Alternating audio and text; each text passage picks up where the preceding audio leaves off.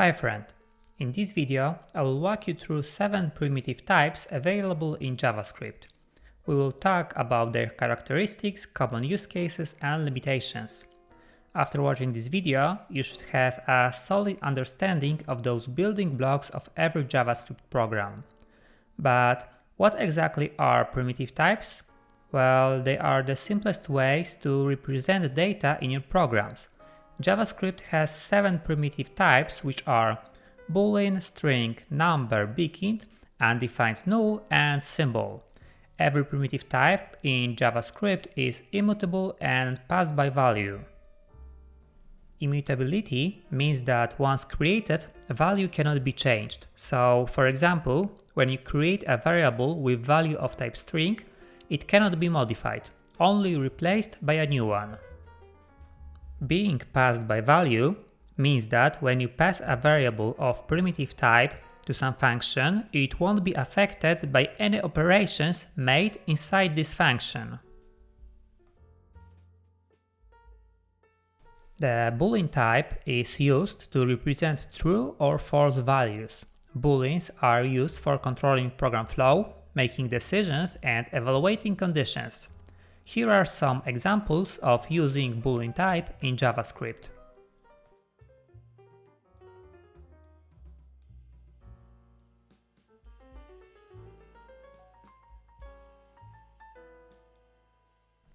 String type is used to represent textual data, such as names, titles, descriptions, and more.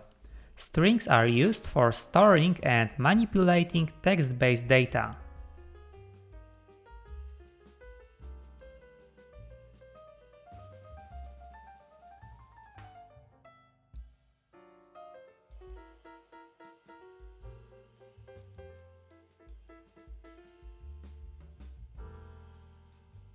JavaScript uses UTF-16 encoding for strings, which means that certain characters may be represented using multiple code points.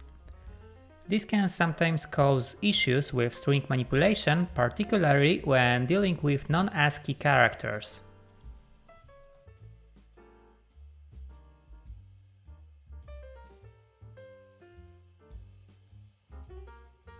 Number type is used to represent numeric values, including integers, floating point numbers, and special values like infinity and not a number.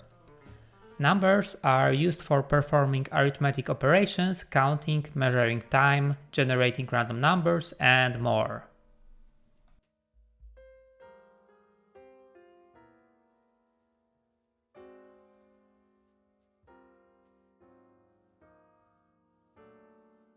While the number type is very versatile, there are some limitations to be aware of. One is that JavaScript uses floating point arithmetic, which can sometimes lead to unexpected results due to rounding errors. Another limitation is that the number type has a limited range, which means it cannot represent arbitrarily large or small numbers.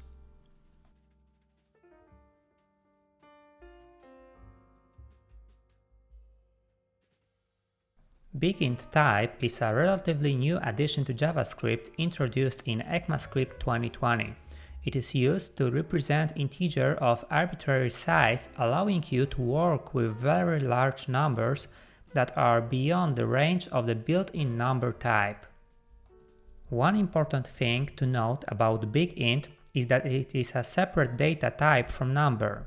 This means that you cannot mix bigint and number values in the same expression. Another important thing is that it cannot be used with some built-in methods that are designed to work with number values. For example, math.squareRoot cannot be used with bigint.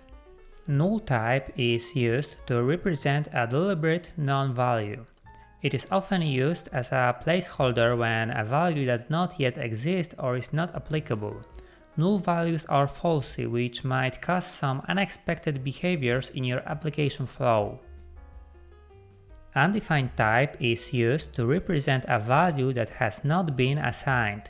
In other words, a variable that has been declared but not initialized will have an undefined value. Additionally, functions that do not return a value will return undefined by default. While the undefined type is useful for indicating the absence of value, there are some limitations to be aware of. One is that undefined can be redefined, which can cause unexpected behavior.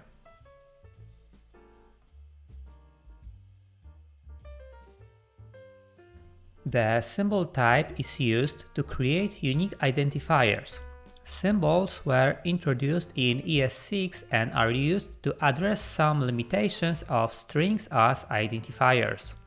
One of the main benefits of using symbols is that they are guaranteed to be unique even if they have the same description. This means that they can be used as property keys without the risk of name collisions. Symbols are also not enumerable by default, which means that they will not show up in for in loops or object.keys.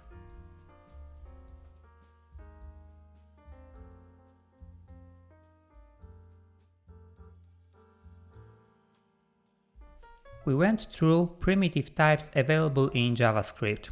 I hope you will find this useful. If you enjoyed this video, please consider leaving a thumbs up and maybe a comment.